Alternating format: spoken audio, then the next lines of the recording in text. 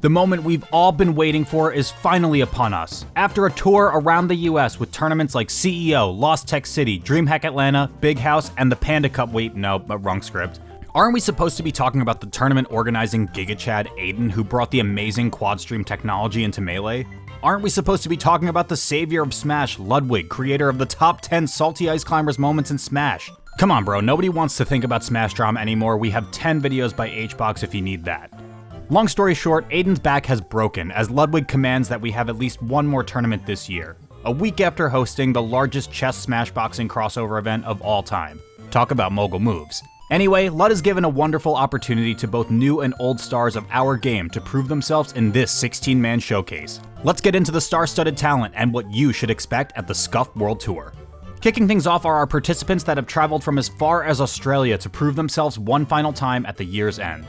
Chilean number 2 and South America's best Sheik, Ryken, has garnered many fans in both Americas over the course of his many travels.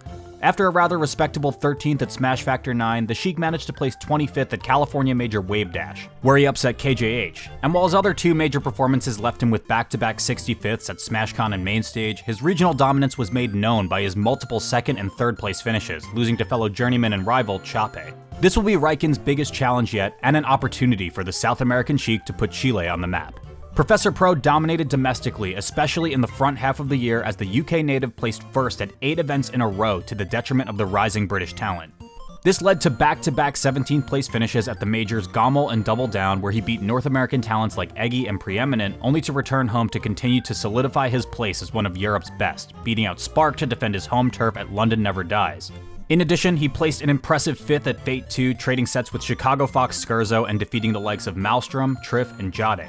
He reaffirmed his place once again at DreamHack Rotterdam, beating out a more than informed Triff, as well as the pair of European Spacies Kinzo and Frenzy, before falling to Leffen.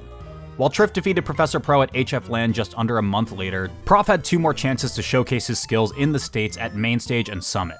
He may have failed to find many impressive wins, but he still kept it competitive even in defeat. This will be Professor Pro's last chance to show that Britain's best still has a thing or two to teach his international counterparts. Joshman's rise to stardom has been more than rocky to say the least. After a disappointing 65th and 17th at Genesis and Pound, he placed 2nd at the Pacific Northwestern Regional Emerald City 10, losing only to Spark. At the same time managing to place highly at the high-octane SoCal Weeklies Lawless and the New Mang, his greatest achievements would come as he traveled north to Canada. At the first of the 2 Canadian majors, Battle of BC, Joshman solidified himself in that gatekeeper range, defeating players like Kamaster, Aura, and Zealot, losing only to Kadoran and Leffen. At Gommel, he would defeat Fat Tino and KJH, only then to go up against Japanese Yoshi Amsa. Stunning spectators from all over the world, he defeated Amsa, and after falling to Jmook, he would then up-air his way through every fox in his path, beating Null, Moki, and IBDW before finally falling to Zane for 4th. Upon returning home, Joshman would break his arm, and then we would not see him again until LSI, where he scraped together a solid run going 8-5 at the event, defeating Albert, Eddie Mexico, Ralph, Franz, Null, Lod, and Magi. While his 33rd placing at Mainstage left a bit to be desired, the Scuffed World Tour would be a perfect way for him to end the year, given he makes a couple more upsets just as he has in the past. In the fictitious top 100 of the year, it has become rather apparent who's nestled themselves in the top 8, but just below that, our gatekeepers include faces new and old, as 2022 continues to be the year of the upset and the year of inconsistency on all levels. The only Doctor in Melee is making his return to competitive play for his 7th tournament of the year. Having only missed top 8 once so far, every time Lod puts the scalpel down and picks up the controller, we are left shocked by how good his Peach can be even during his residency. Wins on Joshman, Aklo, Axe, Kadoran, Leffen, Mango, and Zane, as well as placements as high as 3rd at SmashCon, reassure us that despite a rather demanding job, Lod will never lose his touch. I wouldn't be surprised if the Doctor finds another way to etch out the competition and make a deep run. Coming off the high of both winning over KJH in Smashboxing and having the highest stream match of all time, Fiction has seen success both in the ring and in-game. In a year where consistency in tournament placements can be hard to come by, the notorious Twitter icon has carved himself a place just below top 8. Fiction's list of positive head-to-heads continued to drag on as reflected by his multiple weekly trophies from one of the most stacked regions in the world, SoCal. At Majors, he's missed out on top 8 twice, placing 17th at Genesis and 33rd at Mainstage. His 4 other top 8 finishes have seen him take wins over Pipsqueak, Nun, Joshman, Aklo, Ginger, and even Mango. Perhaps lacking some of the necessary wins to propel into the next tier of top players, this event will give him one more opportunity to prove his worth and bounce back from his rather uncharacteristic 33rd at main stage.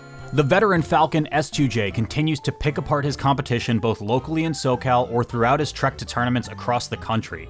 Be it his positive head-to-heads against Kadoran, Ginger, Joshman, and Fiction, his other wins against similar gatekeepers like Sunsei, Axe, Nun, and even kneeing through players like HBox and Zane, Mr. Johnny Kim has managed to stay more relevant at the top level, being ranked in the top 20 year after year. Will the Soul Falcon at Scuffed World Tour stomp the rest of the competition to increase his headcount of top players he can tear through? SoCal's Marth Prince Kadoran has had quite the year, and at one point was seen as the lone gatekeeper outside of the top 8 players. Known for having a methodical style and a wide array of wins against all levels of talent, Kadoran has driven fear into not just Spaceys, but all players that have the displeasure of meeting him in bracket, reflected by positive win rates over the majority of SoCal, triumphing victorious over major winners like HBox, IBDW, and Mango, and placements as high as 3rd for the year. Whenever it seems like Kadoran is out, he's really only one glasses adjustment away from upsetting your favorite top player. While his perhaps trend of losing to rising stars like the trio of Foxes, SFOP, Sunsei, and Smash Daddy, or the best Dr. Mario main in France have held him back in recent weeks, Scuffed World Tour will give him another crack at the players who continue to be his newfound rivals. Earlier this year, a small yellow mouse fell all the way to the 29th spot in the world, and the Pokemon world as we knew it was threatened as rising Pikachu stars Swift and Ralph threatened Axe's place. But after a short hiatus, it seemed the Pikachu master we all know and love had risen to the same heights we had seen him in years past. Tearing his way to top 8 at 3 events in a row, only to place as high as 5th at Apex, Axe has found a way to keep himself ahead of the pack despite a tumultuous start to the year. During his return to form, Axe handled the competition, taking wins over every gatekeeper you can think of, be it Kadoran, Fiction, Moki, or Lod, as well as the best of the best in defeating both Jmook and Zane. This may be Axe's last shot to break through that final 2022 barrier that has seemingly formed from the rise of the next batch of players we'll discuss. You know them, you've probably cheered for them in one grand finals or another, a cut above the rest in terms of talent as reflected by their stunning consistency over the field and major wins to accompany them. These are the best 8 in the world as of right now, and they will have to fight amongst themselves as well as against the other 8 to prove themselves one more time. It would not be a stretch to call Plup the most mysterious man in Smash, as this is his 7th tournament of the year, or rather the 7th time Plup has traveled down from the peak of whatever mountain he hides out in while honing his skills. Just like every other event he has attended, Plup continues to be a threat to anyone trying to add to their trophy collection. His 2 lowest placements this year came at Genesis and just recently at Summit 14, placing 13th and 9th respectively. Both of these uncharacteristic placements should have asterisks next to them, as at Genesis Plup lost to Jmook at his breakout tournament and to Ginger. At Summit, it would be even more of a head-scratcher, as he lost to IBDW, Zane, and Leffen to miss top 8 for only the 2nd time of the year. At his remaining tournaments, 1st or 2nd. Crazy for someone who seems to pop up out of nowhere whenever he pleases. During his sole tournament win at CEO, he would defeat HBox in losers and go 2-1 with Magi to take the trophy home. At his 3 second place finishes, he's managed to garner wins over Amsa, Zane, Jmook, and Hungrybox while faltering only to players of similar caliber. This would be the perfect storyline for the Plup Club to take home a major trophy once again. The original Twitter villain and Swedish fighting game extraordinaire Leffen continues to throw his hot takes on the mic and on Twitter for all of Reddit to debate. When it comes to his performance in-game, however, it would seem that Leffen has had a rather inconsistent year, as he's had to focus his time in multiple games as well as his continuous curse of controller issues. His 5th and 9th placings at Pound and Summit 13 made it seem like while he could beat any top-level Puffer Falcon, he still picked losses to Jmook and Lod. Just a month later, he would silence any doubters as he tore through the winner's bracket at Battle of BC, defeating Joshman, Hungrybox, and Zane twice to take home his first trophy of the year. After a 4-month Smash hiatus as he competed in Guilty Gear, he returned to compete at the Big House, where he would lose to the duo of Canadian Spaceys Moki and Sunsei for 17th. Leffen shook off some of the rust at DreamHack Rotterdam, losing to Triff in winner's semis, only to win the whole event through losers, taking out all of the European competition, including the runback against Triff. A week later, a more informed Leffen would find himself placing 3rd at perhaps the most stacked invitational of the year, LSI going 6-2 at the event. It would seem that Leffen was right back where he was supposed to be as he picked up wins on Lod, IBDW, Aklo, Wizrobe, and Jmook. His Summit 14 and main stage performances recently have given us a clearer view of where Leffen stands in our arbitrary rankings, as he went 4-4 at Summit, taking out Plup and Kadoran twice, but he dropped another set to Sunsei, as well as sets to Amsa, Jmook, and Mango for 7th. As far as his 5th place at main stage, Leffen did pull together a small run as he beat Californian DK Ringler in a Game 5 Heartstopper, Calvar, Polish, and Hungrybox before falling to Mango and Slug. Leffen has seen some of the highest highs, and barring controller issues, I don't think anyone would be surprised if Leffen finished anywhere in the top 3. In a year of upsets, no player spearheads the narrative of 2022 better than Jmook. After his revolution that he brought to the Smash community at Genesis, placing 2nd as the 21st seed, his year only brought about more change in the upper echelon of players as he found top 5 after top 5. 4th at Summit 13, 5th at Battle of BC, 3rd at Riptide, 5th at LSI, 5th at Summit 14, as well as 3 other 2nd place finishes at Gommel, Summit, and Wave Dash. Barring his 2 quote-unquote low 7th place finishes at Apex and Big House, Jmook has done something that was inconceivable before the year began, and carved a name for himself as one of the pillars of top Melee talent. Having only lost 3 times to players not considered in the top 8, Jmook has become the definition of consistency as he continues to upset and trounce over any top player in his path not named Hungrybox. Can he finally find that 1st place finish that he has flirted with 4 times thus far? Recent Smash Drama news anchor Hungrybox has 3 titles attached to his name from wins at Gommel, Wave Dash, and Riptide, solidifying him as one of the 5 best players in the world. While you can debate where Hungrybox will end up on Wheat or Blur's top 100 at the end of the year, we'll stick to the script. It would seem that Hungrybox is one of, if not the most consistent players of the year, as he's attended 17 tournaments, has yet to miss a top 8, and has only dropped 5 sets to the field of cracked Melee players not considered to be in the top 8. Will the fruits of Hungrybox's monumental year be born at the very end as he has not taken a major tournament since Riptide back in September? Will the floor even be able to handle the level of pop-off that would ensue if he does?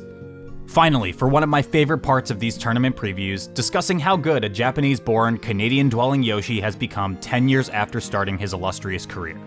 Amsa went from a top 8 staple to a major winner to possibly the best player in Smash, all while playing a character long considered a mid-tier. Amsa has conquered every roadblock in his path, be it placing in the top 5 at his first 3 tournaments of the year or bouncing right back from placing 9th at Gommel to placing 2nd at Double Down the week after.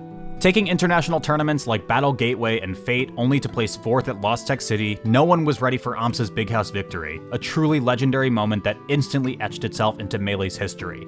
While he faltered at LSI and Summit 14, failing to find his way into Grands, he reassured us that his Big House victory was no fluke, as he took the trophy from Apex to pair nicely with his one from Big House.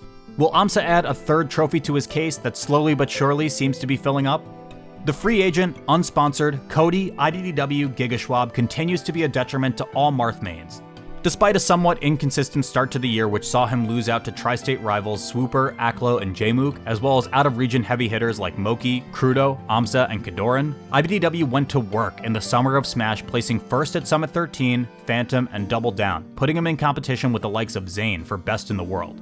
After returning from injury, it seemed Cody had lost some steam, failing to find a top 3 finish at both Big House where he placed 5th and LSI where he placed 9th.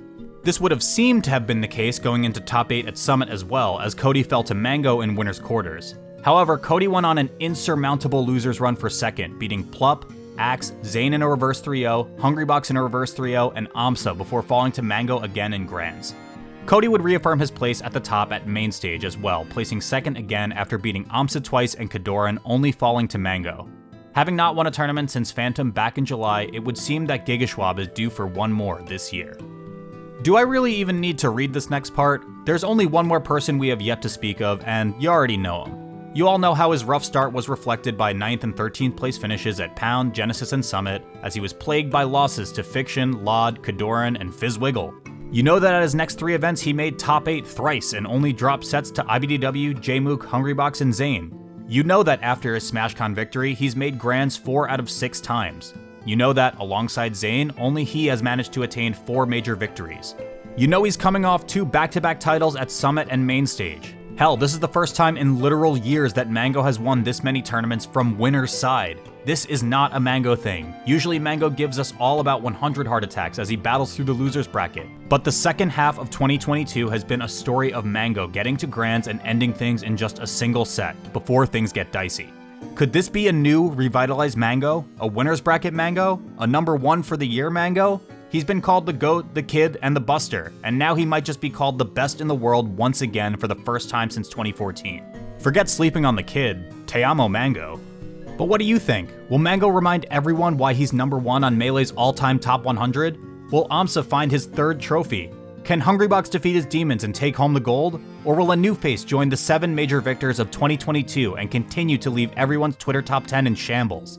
Let us know who you have winning the Scuffed World Tour in the comments below. This has been turndownforALT. Thank you to our top tier patrons and YouTube members Avishua Stein, Dorian, Eric is Cool, Storm, Tingly Jungle, and Whackdot. Thank you for watching, and see you next time.